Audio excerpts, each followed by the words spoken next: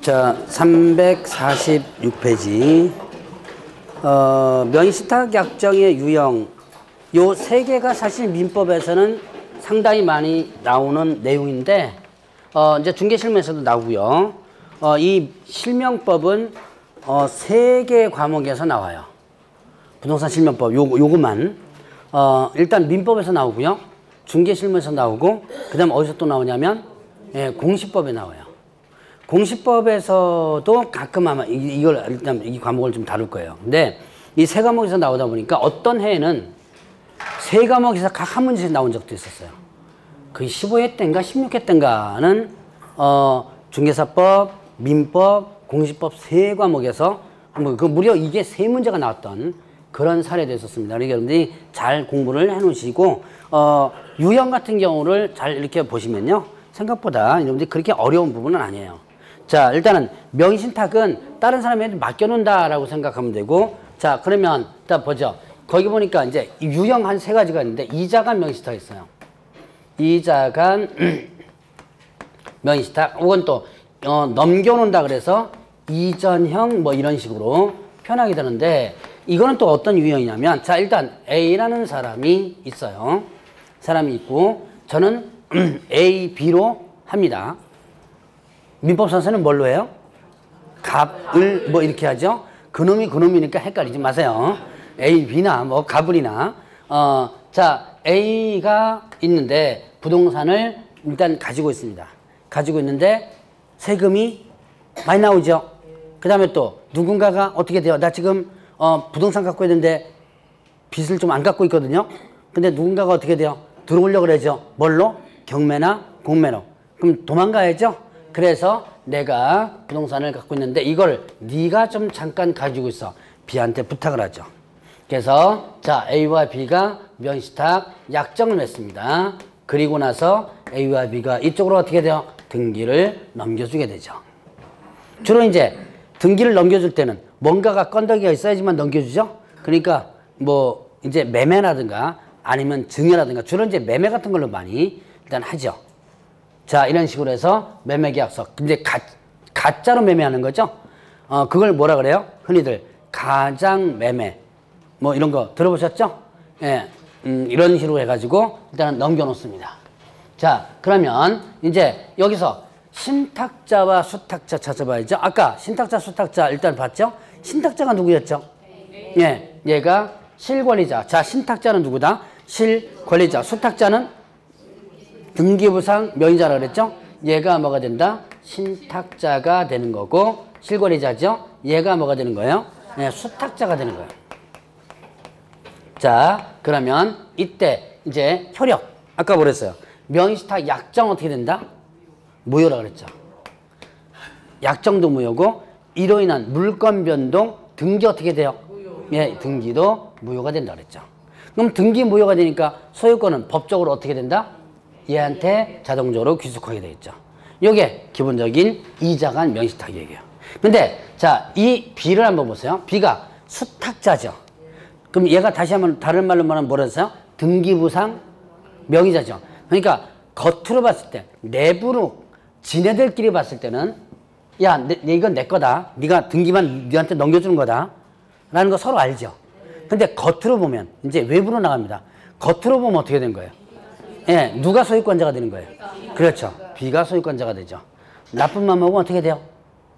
나쁜 맘 먹으면 예, 팔아먹죠. 혹시 경험 있을지 모르겠는데, 자, 이 수탁자가 C한테 팔아먹어 버립니다. 자, 그럼 이 C는 이제 뭐가 되냐면 제3자가 되는 거예요. 이 제3자에게는요, 대항할 수 없도록 만들어 놨어요. 자, 그러니까 당연히 어떻게 된다? 제3자에게는 선의악이 불면하고 대항할 수 없다 그래요. 자, 선의 이런 거, 악이 이런 거 들어보셨죠? 자, 아느냐 모르느냐 뭐 이런 거죠. 예, 자, 선의악이 불문하고 얘한테는 대항할 수 없다. 그럼 소유권은 어떻게 돼요? 얘가 그대로 가지고 갑니다. 못 찾아요. 그럼 이 A가 C를 대상으로 해가지고 약정 무효고 법적으로 등기 무효니까 내 거다라고 주장할 수 없다는 얘기예요. 그럼 이제 이렇게 됐을 때는 어떻게 돼야 돼요? 혹시 이 경험은 있으세요? 내가 친구나 아니면 친척이나 명의로다가 했는데 얘가 싹 팔아먹어 버렸습니다. 그럼 이제 어떻게 돼야 돼요? 진작 명의회복. 명의회복. 안 돼요. 명의회복 안 됩니다. 왜? 선의하기 불문하고 대항할 수 없다 그랬죠. 그래서 소유권은 일단 얘가 무조건 가지고 갑니다. 물론 이제 예외가 있어요. 얘가 적극가담이고 어쩌고 하는 예외적인 부분이 있는데 그거는 이제 나중에 얘기고 일단 지금은 무조건 안 된다고 생각하세요. 그럼 어떻게 했냐? 돈 내놔. 뒤로? 뒤로 좋지? 뒤로 어떻게 좋지 하는데 방망이가 또 이렇게 팰 거예요. 죽여요? 어우 씨. 무슨 마음대로 하세요. 죽이든지 말든지. 이때는 자폭하는 수밖에 없어요. 판단. 이거 저한테도 가끔 질문이 들어오거든요. 상황이 이렇게 됐는데 이걸 어떻게 찾습니까? 찾는 방법 없어요. 자폭해야 돼요. 너 어떻게 한다? 너 뭐 했다? 남의 물건 팔아치웠으니까 너 만약에 하면 같이 죽자. 같이 죽어요. 자, 그러면 얘한테 팔았으니까 얘는 어떻게 되냐면 두 가지 법이 위반됩니다. 하나는 일단 실명법 위반이에요. 자, 일단은 보죠. 신탁자는요, 형벌이, 신탁자는 형벌이, 이제 맡겨준 사람이 좀 이제 도망갔으니까 좀 저 형벌이 세겠죠? 얘는 자, 5년 이하 징역 또는 2억 이하의 벌금이에요. 요거는 이제 형벌은 재과목에서는 시험 문제 나와요. 민법에서는 안 나오거든요. 민법에서 하는데 재과목에서 시험 문제 나오는 겁니다. 자, 얘 신탁자는 형벌이 어떻게 된다? 5년 이하 징역 또는 2억 원의 벌금이에요. 세죠? 네. 그럼 이제 수탁자는 어떻게 된다? 이거는 3년 이하 징역 또는 1억 이하의 벌금이에요. 자, 준 사람뿐만 아니라 뭐도 받은 사람도 일단 법에 걸려요. 그 다음에 또 하나. 자, 이 상황에서 이 수탁자가 만약에 얘한테 팔아먹고 챙겨 먹었다라고 한다면 이거는 무슨 죄가 성립되냐면 횡령죄라는 게 성립돼요. 자, 횡령죄라는 것이 성립이 됩니다. 그러니까 형법상 횡령죄예요. 그러니까 얘는 법이 두 가지 법이 걸린 거죠. 예, 어떻게 해요? 3년 1억 2억에 걸리고 그 횡령죄로다가 다시 형법상 처벌하는 거예요. 그러면 그러려면 어떻게 돼요? 너 같이 죽자. 그러니까 나는 이렇게 하고요. 얘도 이제 과징금 부과됩니다. 과징금 부과되고 그 다음에 얘도 너 이렇게 걸린다. 그러니까 너 나 같이 죽을래? 아니면 내놓을래? 그럼 여러분들은 팔아먹은 입장입니다. 여러분들은 어떻게 하겠어요?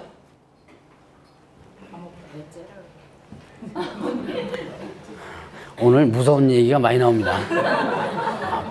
요즘 배짜라 소리 잘못하면 진짜 배째입니다. 그냥 조심해야 돼요. 배짜라면 진짜 배째요. 그럴 때는 어떻게 한다? 진짜 배짜라 그런 거예요. 그럼 뭐 나는 못하겠다 그러면 이게 이제 돈이 이제 액수가 맞느냐 적느냐에 따라서 이제 틀린데 어쨌든 이제는 얘한테 뭡니까? 내가 이제 팔아먹고 나서 뒤에다 챙겨놓고 뭐 갔다 오면 되지 뭐.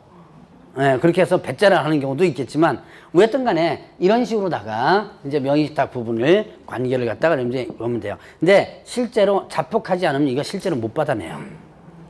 자폭하지 않으면 실제로 못 받아냅니다, 이걸. 자, 어쨌든 간에 이런 유형이 있다. 여러분들 혹시 이제 나도 이렇게 하는 내 상황을 갖다 여러분들 한번 생각해 보시면 돼요. 아마 동생이라든가 언니라든가 뭐 이렇게 해가지고 근데 요즘은 식구들끼리도 나중에 돈 앞에서는 식구들끼리도 뭐 그렇게 되죠. 아주 친한 것 같은데요. 나중에 돈 앞에서는 식구들이 안면이 왔다 갔다 합니다, 이게. 자, 어쨌든 이런 유형이 뭐가 된다? 이자가 명의신탁이 돼요. 자, 그러면 이제 3자, 세 사람이 걸린 게 있어요. 이걸 이제 3자가 명의신탁이라고도 하기도 하는데 이게 이제 유형이 두 가지가 있거든요. 이제 중간 생략형이 있습니다. 중간 생략형. 명의신탁이 있습니다. 중간에서 생략되는 형태예요. 자, A하고 그 다음에 B가 있고요. C가 있고. 자, 지금은 듣고만 넘어가세요. 유형을 잘 듣고 넘어가시면 다음 공부할 때 조금은 도움이 아마 될 겁니다. 자, A가 뭐냐면 매도인이에요. 그 다음에 B가 뭐냐면 매수인입니다. 자, A, B 사이에 뭐가 체결되면 매매 계약이 체결됩니다. 매매 계약이 체결되면서 자, 그럼 A와 B 사이에서 매매 계약이 체결됐으니까 어떻게 돼요? 그럼 당연히 등기는 어떻게 넘어가야죠? A에서 B로 이전 등기가 넘어가야죠? 근데 사기는 내가 일단 내 명의로 계약을 체결했는데 문제가 있습니다. 내 명의로 등기하는 순간에 세금이 많이 나와요. 아니면 내 명의로 등기하는 순간에 누군가가 기다리고 있다가 바로 경매를 들어오려고 그래요. 그럼 안 되겠죠? 그러니까 어떻게 한다? 얘한테 부탁을 한 거죠. 계약은 내가 하긴 하는데 내 명의로 등기 못하니까 내가 데리고 오는 사람한테 좀 등기 좀 해줘. 그럼 계약서를 몇 개 쓰는 거예요? 2개 쓰죠. 본 계약서, A, B 사이 계약서 쓰고 가짜 계약서 A하고 C 사이에 계약서가 들어가야지만 등기가 되죠. 그래서 B와 C 사이에서는 일단 야 내가 사는데 네가 좀 네 명의로 좀 해줘 라고 하죠. 얘가 오케이를 하면 B와 C 사이에서는 뭐가 맺어져요? 약정이 맺어지죠. B와 C 사이에서는 명의신탁 약정이 맺어지고 그 다음에 어떻게 된다? 이때 이제 이 B는 다시 아까처럼 A한테 부탁을 하죠. 그래서 등기를 누구한테? C한테 넘겨놓는 거예요. 그러면 계약서가 2개가 써집니다. A, B 사이의 계약서와 A, C 사이의 계약서. 이제 A, C 사이의 계약서는 어떻게 돼요? 가짜 계약서죠. 자, 그래서 소위 말하는 이제 이중계약서 써지는 거예요. 자, 그러면 이때 요게 얘가 산 사람이 얘가 매수인이죠. 산 사람이 중간에서 어떻게 돼요? 생략된 형태죠. 그래서 이거는 중간 생략형 명의신탁이 되는 거예요. 자, 나중에 여러분들이 이걸 중간 생략 등기와 헷갈리더라고요. 지금은 제가 그냥 이렇게 설명만 해주고 나중에 이제 중간 생략 등기와 중간 생략형 명의신탁의 차이점을 한번 나중에 이제 설명을 일단 드리겠습니다. 지금은 그냥 유형만 한번 보고 넘어가요. 자, 여기서 보면 한번 보죠. 신탁자와 수탁자 한번 찾아보세요. 신탁자가 누굴까요? 자, 신탁자는 실권리자죠? 여기서 실권리자가 누구? 예, 얘가 뭐가 된다? 신탁자가 되는 거죠. 자, 그 다음에 수탁자가 누굴까요? 예, 얘가 뭐가 된다? 수탁자. 수탁자는 등기부상 명의자를 얘기한다 그랬죠. 자, 그러면 효력이 일단은 어떻게 될까요? B와 C 사이에서 맺어진 명의신탁 약정 어떻게 되죠? 약정은 예, 무효라 그랬죠. 이로 인한 물권 변동, 등기도 어떻게 돼요? 예, 무효라 그랬죠. 등기도 무효예요. 그럼 소유권은 어디로 넘어갈까요? 무효가 되면서 법적으로 원위치 된다라고 생각하시면 돼요. 누구한테 넘어가요? A. 그렇죠. 원위치 되니까 A한테로 넘어가죠. 도로 원위치 된다 그러면 돼요. 요게 이제 다음 이제 실제로 문제에서는 소유권은 B에게 귀속된다 뭐 이런 식으로 나중에 시험 문제 나옵니다. 이제 여기서 문제 다 나오는 것들이에요. 자, 그러면 등기는 원위치 되고 당연히 얘는 얘한테 넘겨줄 또 의무가 있겠죠. 네, 이제 그 다음에 이제 요런 유형. 그럼 매매계약은 어떨까요? 여러분들이 매매계약은 불법일까요? 일단 불법을 있는 건 따지면 되겠죠? 불법일까요? 적법일까요? 네, 매매계약 자체는 법에 위반되는 건 아니죠? 매매계약은 당연히 효력이 있어요. 자, 그러면 이제 여기에서 수탁자가 아까처럼 요 상황에서 나쁜만 먹으면 어떻게 된다? 다른 사람에게 팔아먹어버리죠. 자, 팔아먹습니다. C에게 C가 아니고 D인데요. 팔아먹습니다. 그럼 D는 뭐가 된다? 제3자가 되는 거예요. 자, 그러면 이때 악의적으로 팔아먹었다. 제3자가 되는데 이제 여기에서 문제가 생기는데 자, 그럼 아까 여기서 뭐 어떻게 된다 그랬어요? 횡령죄가 성립된다 그랬죠? 근데 여기서는 횡령죄가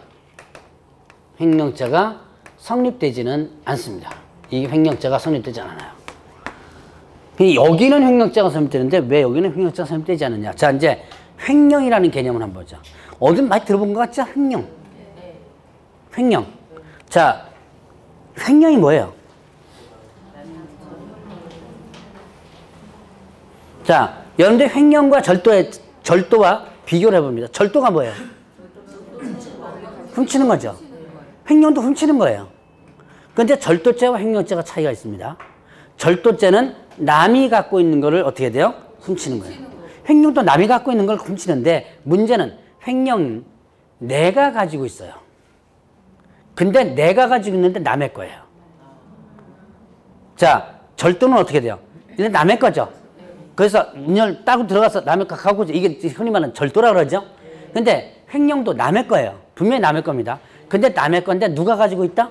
내가 가지고 있는 거예요. 자, 여러분들 횡령죄 가장 많이 이루어지는 게 어디서 이루어지나요? 회사. 누가? 그렇죠. 격리여 직원. 누구 때문에 이렇게 횡령해요? 네, 남자. 애인 때문에 횡령하죠? 예.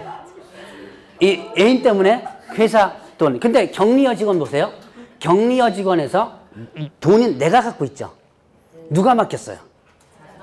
예. 회사 돈을 격리여 직원이 가지고 있는 거예요. 그러니까 분명히 내가 가지고는 있는데 내 거가 아니죠. 자, 여기서 보시면 보죠. 야, 네가 좀 갖고 있어. 네가 좀 갖고 있어. 얘가 갖고 있죠. 갖고 있는데 자, 내가 갖고 있지만 내 거예요, 내 거 아니에요? 내 거 아니죠. 그러니까 이거는 뭐가 된다? 얘한테 맡겨놨지만 얘가 원래 줘주고 얘가 들고만 있는 것 뿐이지 가지고만 있지 얘 거는 아니죠. 자, 쉽게 얘기하면 격리여 직원 횡령하는 거 생각하시면 됩니다. 자, 원래는 내 거 아니지만 누구 수중에 있다? 내 수중에 있다. 그거를 내 걸로 만들면 이게 횡령이 되는 거예요. 절도랑 좀 틀리죠? 자, 그럼 이게 횡령죄가 성립되지 않는다 그래요. 작년, 재작년 판례입니다. 아, 이제 작년 판례구나. 아, 자꾸 한 해만, 시험만 자꾸 지나가면 한 해가 자꾸 넘어갔다가, 잠깐만요. 아직까지는 작년이에요. 아직까지는 작년. 이제 며칠 안 남았지만 작년 판례가 나왔던 부분인데요. 이게 왜 횡령죄가 아니냐? 이거 누가 물건 맡겼어요?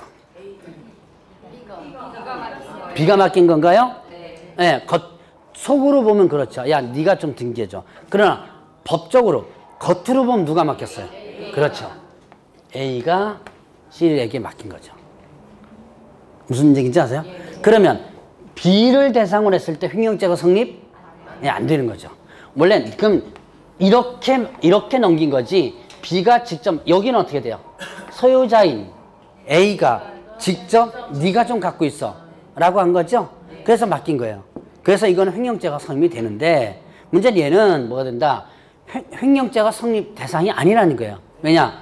B가 직접 맡긴 게 아니다. 법적으로 겉으로 따졌을 때는 누가 맡긴 거예요? A가. 그렇죠. 그래서 B를 대상으로 한 횡령죄가 성립되지 않는다라고 합니다. 작년에 지금까지 이제 횡령죄가 성립됐다고 했다가 작년에 대법원 판례가 뒤집어진 부분이에요. 자, 그래서 여기는 횡령죄가 성립되지 않는다. 그러니까 횡령죄에 대한 개념을 잘 생각해 보시면 돼요. 자, 그러면 이제 요게 뭐냐면 중간 생략형이에요.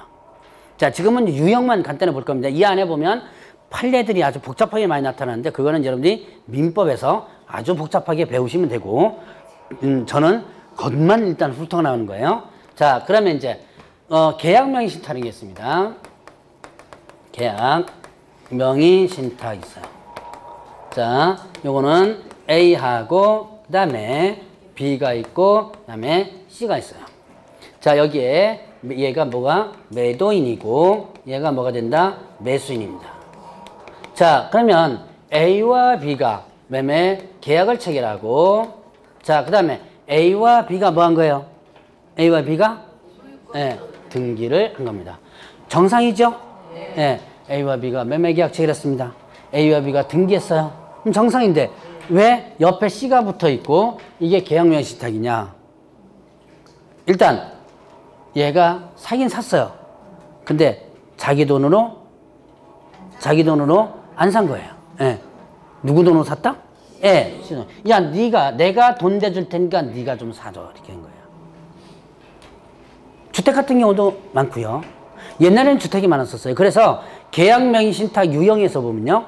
주택 같은 경우가 판례가 많이 나와요. 여러분들이랑 민법에서 보면 주택과 관련된 판례가 많이 나와요. 이 경우 돈 대줘가지고 산 거. 왜 이런 말이 나오느냐. 옛날에는 1가구 1주택이고 그 다음에 또 여러분들 청약 통장 가지고 한다면은 나중에 또 청약을 못하죠. 지금은 뭐 이렇게 집 있는 사람도 청약 가능하죠. 통장 다시 만들고 할 수 있죠. 그런데 옛날에는 그게 없었으니까 집 있는 사람이 집을 한 채 더 사기 위해서는 어떻게 돼요? 집 없는 사람에게 네가 좀 사놔라 뭐 해가지고서는 해주는 거예요.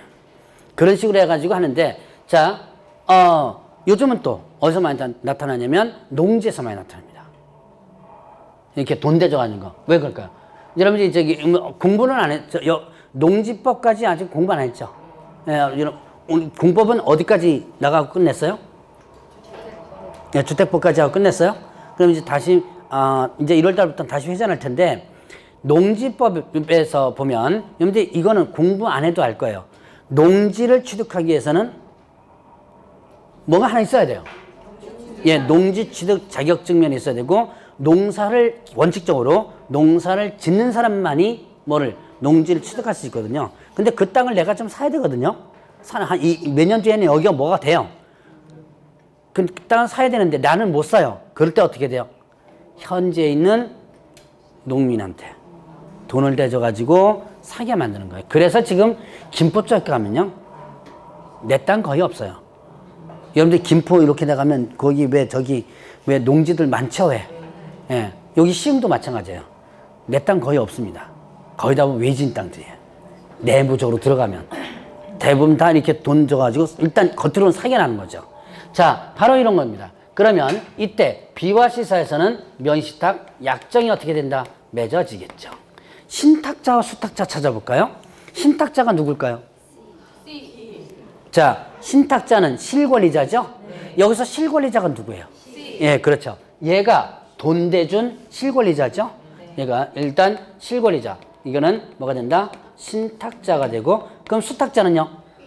예, 얘가 뭐가 된다? 수탁자가 되는 거예요. 자, 그러면 보죠. 이제 B와 C 사이에 맺어진 명의신탁 약정은 어떻게 된다? 명의신탁 약정 기본적으로 무효라 그랬죠. 자, 그러면 등기는 어떻게 되느냐? 자, 등기가 기본적으로 다 여기서 뭐가 돼요? 무효였죠? 자, 여기서는 이제 문제가 좀 있어요. 유효도 아니에요. 예. 자, 그 유효일 수도 있고 무효일 수도 있어요. 그렇죠. 선인약이 구분합니다. 자, 매도인이 선이냐 아니면 악이냐에 따라서, 매도인이 선이라면 등기가 어떻게 된다? 유효하고요. 매도인이 악이라면 등기가 무효이다. 이런 식으로 나가요. 이게 유무효가 갈라집니다. 자, 이건 왜 그러냐? 이 규정을 만들어 놓은 것은 여기 이제 실명법에 있거든요. 실명법에, 여러분들 교재에 있는 실명법에 이런 내용이 있습니다. 수탁자가 일방 당사자가 되고 타방 당사자는 명의신탁 약정이 있다는 사실을 모를 경우에는 그러하지 아니하다. 물권 변동 무효다 뒤에 한마디가 더 있는 게 있어요. 이로 인한 물권 변동 무효다. 그리고 다만 수탁자가 일방 당사자가 되고 타방 당사자는 여기서 이해예요. 왜? 계약의 당사자죠? 계약의 당사자는 A와 B니까 얘가 일방 당사자 되고 얘가 명의신탁 약정 사실을 모를 경우에는 그러하지 아니하다. 그러면 무효다 뒤에 그러하지 않으니까 유효가 되는 거죠. 바로 왜 이 규정을 만들었냐? 얘를 보호하기 위해서요. A를 보호하기 위해서. 자, A가 B와 C사에서 명의신탁 약정 사실을 모르면서 팔았는데 이 등기가 무효다라고 한다면 소유권 어떻게 돼요? A에게 도로 귀속되죠. 문제는 소유권 A에게 귀속되니까 후속이 따라옵니다. 뭐가 문제예요? 돈 내줘야죠. 그렇죠? 자, 무효가 되면서 얘가 받은 돈 어떻게 돼요? 내줘야죠. 자, 그러나 내주거나 아니면 얘한테 다시 등기에 넘어가거나 등기해줘야 되거나 이런 문제가 발생됩니다. 이게. 그러다 보니까 누가 피해를 봐요? 네, A가 피해를 보죠. 그래서 모르면서 팔았을 때는 일단은 유효하다라고 하는 거예요. 자, 이 규정은 누구를 보호한 규정이다? A를 보호하기 위한 규정이다. 근데 만약에 A가 B와 C사에서 명의신탁 약정 사실을 알면서 팔았다면 굳이 법적으로 얘를 보호할 필요가 없죠. 그러니까 무효로 만드는 거예요. 자, 요런 예외적인 부분이 있더라. 자, 마찬가지로 B가 등기부상 명의자죠. 얘가 D한테 팔았습니다. D는 뭐가 된다? 제3자가 되죠. 제3자에게 어떻게 돼요? 선의하기 불문하고 대항할 수 없다. 예, 소유권을 일단 취득하고요. 자, 그러면 이때 얘는 뭐가 성립되지 않는다? 횡령죄가 성립되지 않는다. 그럼 또 아까 횡령이라는 게 뭐 있었어요? 물건을 어떤 것을 맡겨둔 사람이 그것을 내가 취했다면 이게 횡령이라고 그랬죠? 자, 여기 이건 또 왜 횡령죄가 성립되지 않아요? 이건 이제 옛날부터 꾸준히 나왔던 판례인데요. 자, 지금 C, B가 C를 대상으로 한 횡령죄가 성립되지 않는다 그랬어요. 그럼 얘는 C가 B한테 뭘 줬어요? 돈을 줬죠. 그러면 만약에 C가 B한테 돈을 줘놓고 이 돈을 네가 가지고 있어라. 내가 자, 찾을 때까지 가지고 있어라고 했는데 돈을 맡겼는데 돈을 썼다면 어떻게 돼요? 네, 이건 횡령죄예요. 자, 돈을 맡겨놓고 돈을 썼다면 맡겨놓은 돈을 빼먹었다면 이거는 횡령죄입니다. 근데 돈을 줘가지고 뭐 한 거예요 지금? 예, 일단은 부동산을 샀죠. 얘가 직접 부동산을 맡긴 게 아니라 돈을 맡긴 거예요. 그 돈을 줘가지고 부동산 사게 한 거죠. 사게 한 거니까 자, 이 부동산을 직접 맡긴 사람이 아니라는 얘기예요. 그래서 횡령죄가 성립되지 않는다. 다만 이제 여기서는 어떻게 돼요? 돈을 줘가지고 사게 했으니까 거기에 따른 부당이득에 대한 부분을 가지고 올 수는 있지만 이걸 횡령죄로 처벌할 수는 없다 그래요. 그래서 횡령죄가 저기만 횡령죄고요. 요 두 가지가 횡령죄가 성립되지 않는 부분이 있어요. 이런 식으로 유형을 한번 봤습니다. 이게 잘만 여러분들 한 2번만 공부를 하면 유형을 정확히 파악할 수 있고 유형만 파악된다면 문제 충분하게 풀어나갈 수가 있어요. 그러니까 지금은 잘 모를 겁니다. 아마 모르더라도 그냥 한번 듣고 넘어가시라. 아, 이런 게 뭐다? 명의신탁이다. 명의신탁의 이 그림을 통해서 개념만 파악했다면 여러분들 성공한 거예요. 별거 아닙니다. 자, 그러면 이제 오늘의 마지막 350페이지. 한때는 이 350페이지 경매, 공매, 권리 분석 하는 부분이 많이는 세 문제까지도 나왔었던 적이 있었어요. 근데 요즘은 출제 빈도가 점점 줄어들더라 보니까 그래서 보통 2문제 정도가 나옵니다. 근데 이거는 여러분들이 기본적으로 알아두셔야지만 되는 부분이에요. 경매는 경매를 개업중개사가 권리 분석해주고 취득할선 해줄 수 있죠. 원래 이 경매 업무는 누구의 업무라고 그랬죠? 누구의 업무다? 네, 변호사 업무라고 그랬죠. 변호사가 아닌 자가 경매 업무를 하게 되면 변호사법 위반인데 중개사법에서는 이 업무를 일정 부분 할 수 있도록 해놓은 거죠. 그 일정 부분 할 수 있도록 해놓기 때문에 변호사법 위반은 아니다 합니다. 그러니까 경매 업무는 중개행위에 해당되나요, 안 되나요? 이거부터 이 경매, 공매, 권리 분석해주고 취득할선 이거 한번 해봐라. 권리 분석한 다음에 이 물건에 경매 물건에 대해서 네가 한번 낙찰 한번 들어가 봐라. 자, 권리 분석은 뭐 여러분들이 굳이 제가 설명드릴 필요 없고 그 안에 있는 권리를 분석하는 거죠. 취득할선이 뭐냐면 권리를 분석한 다음에 이걸 네가 한번 가서 해봐라라고 해주는 건 취득알선이고요. 그 다음에 매수 신청 대리는 뭐예요? 이 사람을 대신해서 내가 매각 장소에 들어가가지고 낙찰받는 거죠. 이 사람 대신해서 위임받아가지고 하는 걸 매수 신청을 대리한다. 자, 그럼 이거는 중개행위에 해당된다, 안 된다? 네, 이거는 중개행위가 아닙니다. 이거는 법률 사무라고 그래요. 법률 사무지 중개행위가 아니에요. 자, 그러면 제가 첫 번째 주에 공부했던 거, 그러면 경매, 공매 업무를 하는데 중개사법이 적용될까요, 안 될까요? 안 될 것 같아요, 안 돼요? 안 돼요. 네, 왜요? 왜 안 돼요? 금방 뭐라 그랬죠? 금방? 이거는 뭐가 아니다? 중개행위가 아니다. 중개행위가 아니기 때문에 뭐가? 중개사법이 적용되진 않아요. 다만 매수 신청 대리 업무를 할 때는 대법원 규칙에는 별도 규정이 적용됩니다. 별도의 규정이 적용되고 이거는 일단 중개사법에 적용되는 게 아니다. 이게 왜 중개사법에 적용되지 않는다? 일단 간단해. 다시 한번. 중개사법에 적용되지 않는다. 이유는 회사의 업무가 아니다. 중개 행위가 아니다. 중개인은 알선하는 거죠? 자, 근데 이거는 중개인이 아니다라는 얘기. 자, 그러면 자, 일단은 여러분들이 경매라는 개념을 많이 들어봤을 겁니다. 경매 개념이 뭐예요? 그냥 간단해요. 경매란 경쟁 매각이에요. 경매란 뭐다? 경쟁 매각. 그냥 간단해요. 용어 별거 아니에요. 알면 간단합니다. 모르면 뭐 거창한 것 같지만 모르면 거창한 것 같지만 알면 간단해요. 경쟁 매각이에요.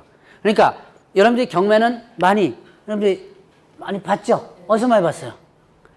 텔레비전에서 나오는 뭐 골동품 경매 영화 같은 데 보면 자 얼마부터 시작합니다 그러면 이제 그때부터 계속 올라가죠? 여러분들이 그림 경매 같은 거 혹시 그거 보셨어요? 네, 그림 경매 같은 거 보면 자 최저가 얼마부터 시작해서 얼마 올라가서 최종적으로 어떻게 돼요? 그 가격이 안 나올 때까지 이제 해가지고 거기서 낙찰되는 거죠. 자, 그게 경쟁 매각이에요. 자, 근데 여러 가지 경매가 있는데 여러분들이 지금 배우는 경매는 무슨 경매다? 부동산 경매를 얘기하는 거예요. 부동산 경매는 어느 법에 의해서 진행이 되고 있냐면 민사집행법이라는 게 있어요. 자, 그래서 이제 지금부터 배울 부분이 이제 민사집행법에 있는 내용이라고 볼 수 있습니다.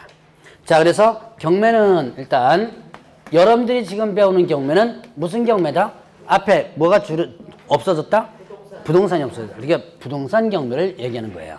부동산 경매는 자, 경매 이제 종류를 봅니다. 임의 경매와 강제 경매, 강제 경매부터 강제 경매와 그다음에 또 임의 경매.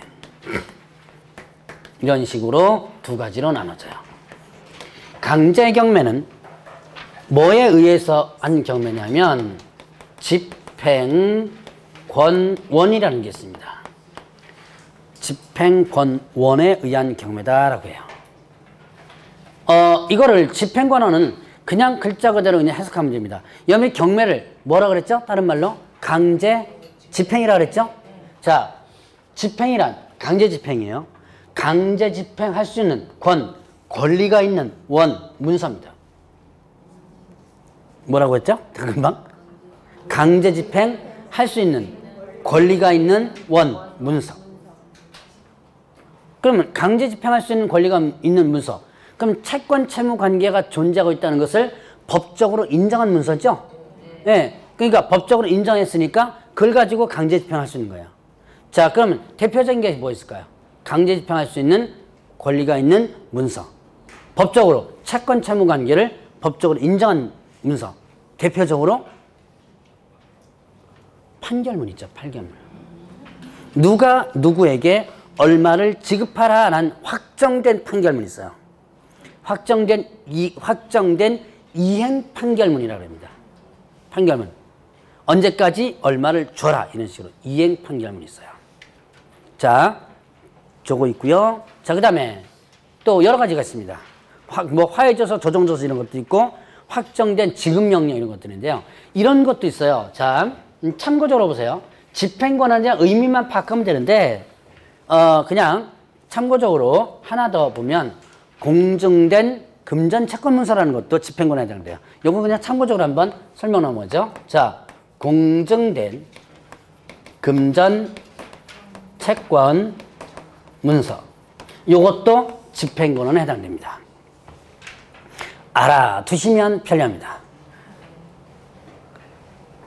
요즘 텔레비전에 알쓸신잡이라는 거 있는데 알아두면 쓸데없는 뭐 이렇게 되는데 이건 알아두면 쓸데가 있어요. 자, 시험 문제는 집행권에 대한 개념만 일단 나오고요. 집행권에는 뭐가 있다 여기까지는 안 나와요. 근데 여러분들 알아두려면 일단 집행권 이런 거 있다라고 알아두면 편하겠죠. 자, 공증된 금전채권문서 이게 뭘까요? 공증받았는데 어떤 문서예요?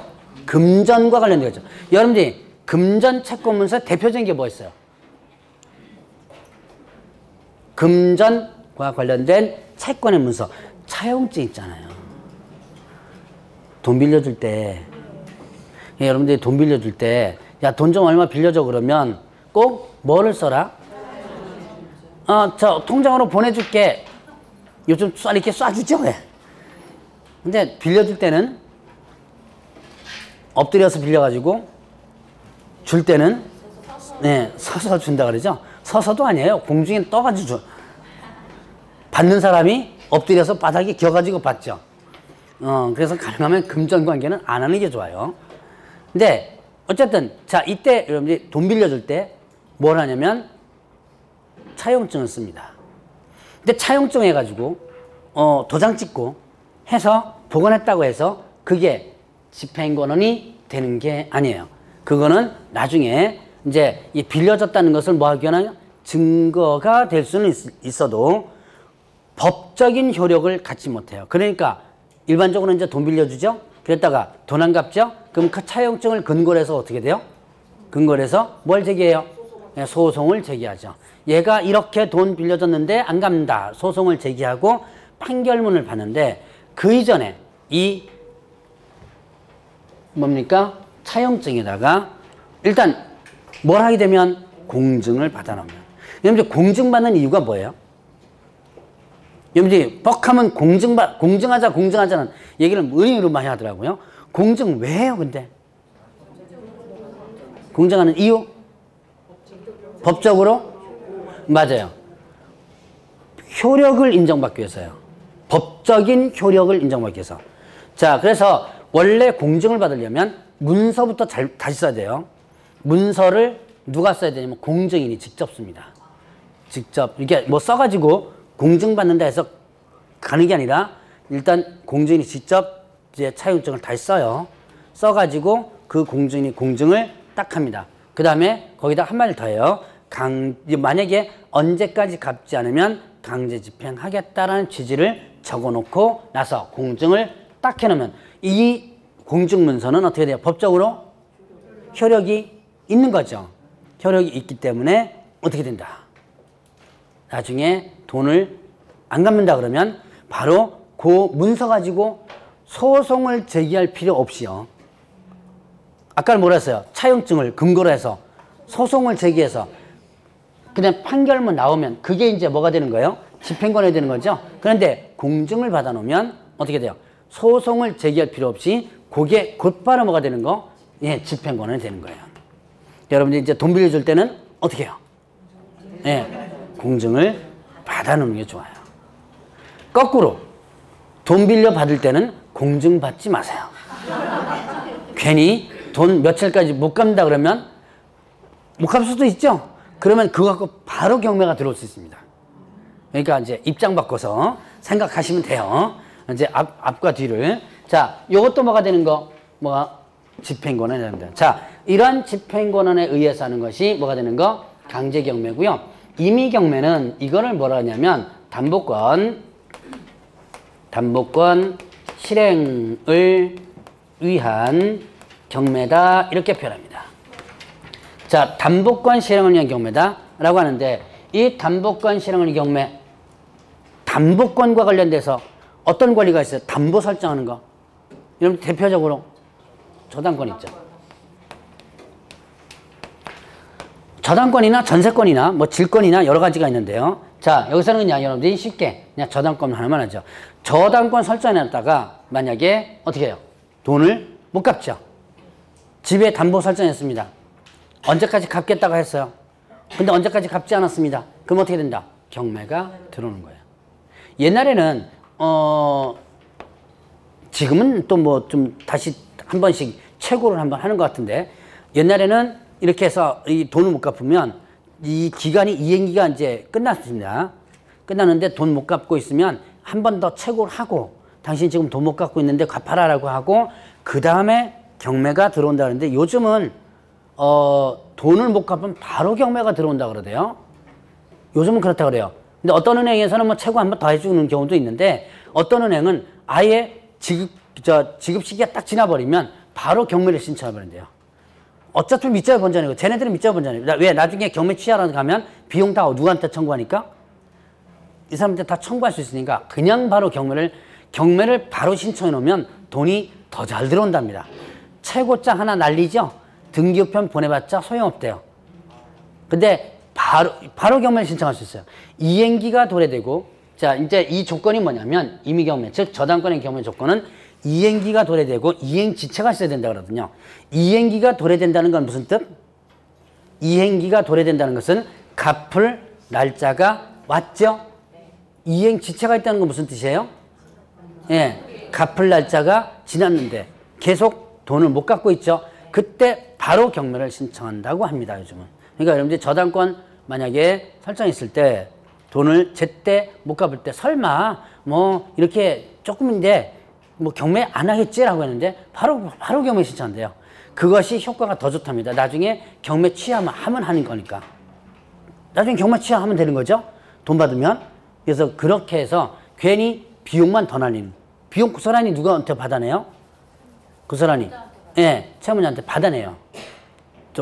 은행에서는 이 비용까지 다 줘야 된다. 다 받아냅니다. 이게 경매가 딱 들어오는 순간에 아차 싶죠. 그래서 돈 부랴부랴 준비해가지고 갚아나가는 거예요. 그래서 요즘은 그렇다고 합니다. 바로 이런 경매가 뭐가 된다? 이미 경매가 되는 거예요. 그래서 경매 종류, 시험 문제 경매 종류가 시험 문제 나왔었어요. 그래서 경매 종류에 대한 부분 한번 구분해봤고, 자, 그 다음에 공매라는 개념만 한번 보죠. 아까 제가 박유천 얘기를 했었죠. 박유천이가 뭐 못 내가지고 네, 세금 못 내서 30매덕짜리 아파트가 지금 공매 처분해서 올라갔다가 이제 세금의 한 반 정도 낸 모양이에요. 내면서 공매가 취하됐는데, 자, 공매는 개념을 두 가지로 봅니다. 공공매각 아니면 또 공개매각 이런 개념으로 봐요. 자, 그러면 공매는 일단 두 가지가 있는데요.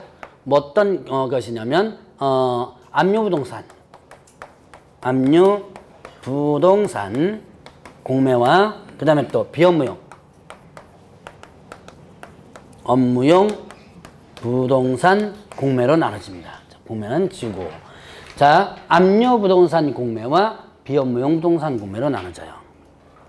압류부동산 공매는 금방 제가 얘기했던 거예요. 세금을 체납했을 때, 우리나라 지금 세금을 악성 체납하는 사람들이 상당히 많다 그러죠. 왜? 특히 돈 많은 사람들이 더 지독하다 그러죠. 그래서 얼마 전에 보니까 연예인들도 지금 체납한 사람들이 생각보다 많다 그러더라고 보니까. 자, 그럼 체납하면 어떻게 된다? 자, 여러분들이 그 물건을 압류해요. 옛날에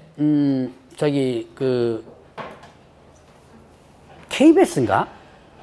지금은 그거 없어진 것 같은데 세금 체납한 사람들 카메라 들고 쫓아가지고 문 따고 뭐 그때 그 최재원인가 하는 아나운서가 해가지고 한 프로그램이 하나 있었어요. 여러분들 옛날 거 한번 보신 분 기억을 나실 거예요. 쳐들어가면 뭐 양주가 뭐 300만 원짜리가 있고 골프채가 몇백만 원짜리 있고 그렇죠. 왜? 네, 그런 거 아마 프로그램 봤을 거예요. 그때 그걸 이렇게 딱지를 붙이죠. 이게 이제 동산 압류라 그래요. 이게 움직이는 건 동산이죠. 양주라든가 골프채라든가 이런 데다가 이제 고가 뭐 어떤 가전제품 여러 데가 이제 딱지를 붙여요. 자, 이걸 뭐라 한다? 압류라 그럽니다. 그래서 이제 거기 딱지 붙인 건 동산이죠. 이제 부동산을 대신 이제 압류하면 이게 압류 부동산이 되는 거예요. 그래서 이거는 국가나 지자체에서 하는 겁니다. 국가, 그러면 세무서에서 하는 거죠. 지자체, 지방자치단체에 세무과가 있죠. 지방세와 관련된 부분에서 하는데 이제 대부분 이런 거를 세무서에서 압류해가지고 세무서에서 공매장 만들어가지고 팔면 그렇죠 좀. 그래서 이거를 압류한 다음에 어디로 맡기냐면 자산관리공사라는 데가 있어요. 자산관리공사라는 부분이 있는데요. 앞으로 많이 듣는 거예요. 이게 소위 말하는 이제 중개업도 할 수 있는 이런 부분인데요. 자, 이 자산관리공사에 맡겨가지고 위탁 매각을 하게 됩니다. 자, 그러면 이제 이런 게 있고요. 이거는 그래서 근거법이 어디냐면 국세 징수법입니다. 그다음에 이제 지방세 같은 건 뭐 지방재정법인가 있어요. 이제 제가 이제 기본적으로 국세징수법만 일단 언급을 하는데, 자, 그러니까 비업무용 부동산이 있습니다. 이건 또 무슨 얘기냐? 이거는 누가 보유하고 있는 거냐면 금융기관이 보유하고 있어요. 자, 지금 금융기관 하면 은행들이죠, 왜? 근데 금융기관에서는요, 원칙적으로 업무용이 아닌 부동산, 이게 뭐예요? 업무용이 아닌 부동산, 비업무용이죠? 이 부동산을 원칙적으로는 취득할 수 없도록 해놨습니다. 그리고 만약에 비업무용 부동산을 취득하면 무조건 무효가 돼요, 원칙적으로. 그런데 왜 업무용이 아닌 부동산을 취득하지 못하도록 됐냐? 금융기관에서는 가진 게 뭐밖에 없어요? 돈밖에 없죠. 맘먹으면 어떻게 돼요? 고객으로부터 돈 다 받아가지고 어디다 이거 받아가지고 얘네들 하는 일이 뭐예요? 원래 금융의 기관이 하는 일, 예금 받아가지고 뭐예요? 대출해야죠. 예대마진이라고 그러죠. 예금과 예대마진이라는 말 들어봤을 거예요. 이게 뭐냐면 예금과 대출의 마진을 먹는 게 이게 금융기관이 하는 일인데, 이걸 갖다가 부동산에다가 투자하기 시작하면 이게 골치 아파집니다. 그래서 금융기관에서는 비업무용 부동산을 취득하지 못하도록 해놓고, 만약에 비업무용 부동산을 취득하면 무조건 무효로 해놔요.